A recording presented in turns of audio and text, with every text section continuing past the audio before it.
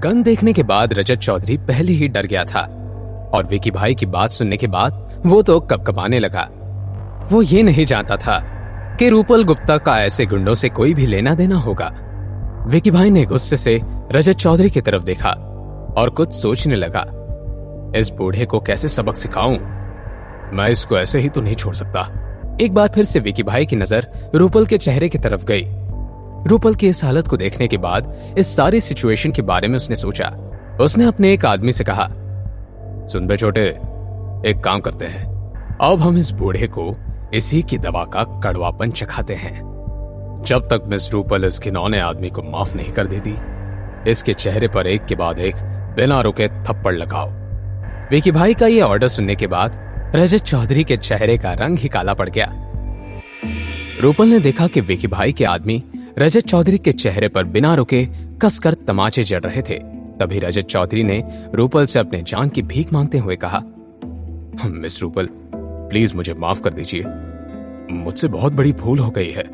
मैं बहुत बड़ा बेवकूफ हूं। प्लीज इन लोगों को रोकिए, वरना मेरी जान ही चली जाएगी।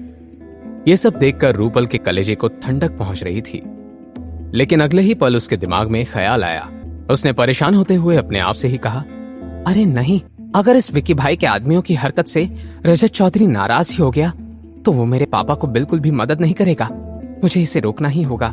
उसने एकदम से विकी भाई से कहा, अब इन्हें छोड़ दीजिए, मैंने मिस्टर रजत चौधरी को माफ कर दिया है।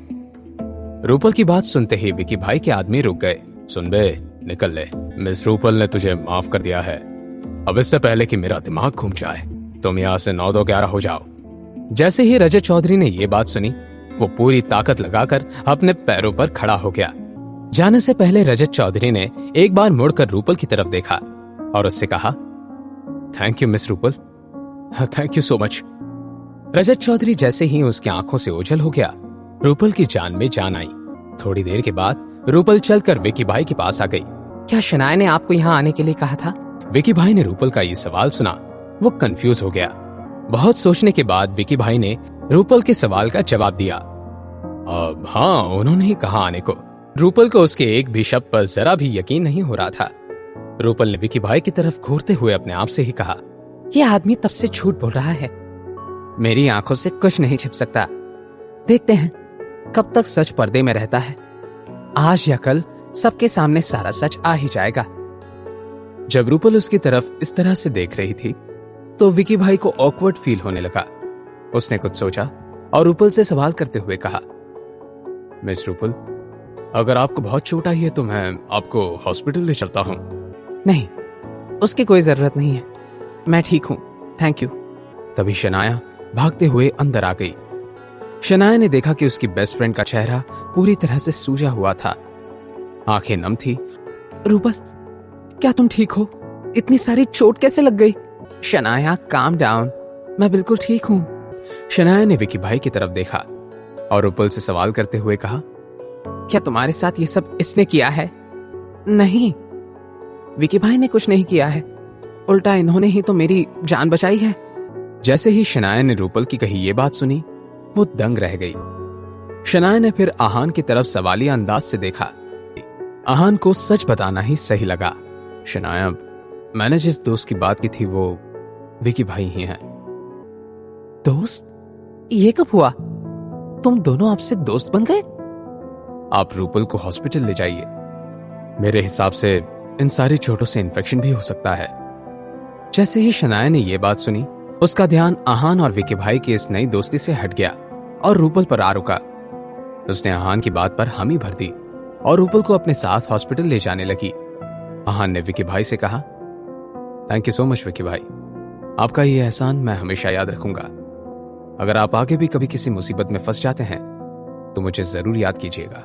जी भाई, मैंने पहले जो गलतियां की है उसके सामने तो ये कुछ भी नहीं है। उम्मीद करता हूं कि हमारी दोस्ती बहुत आगे तक जाएगी।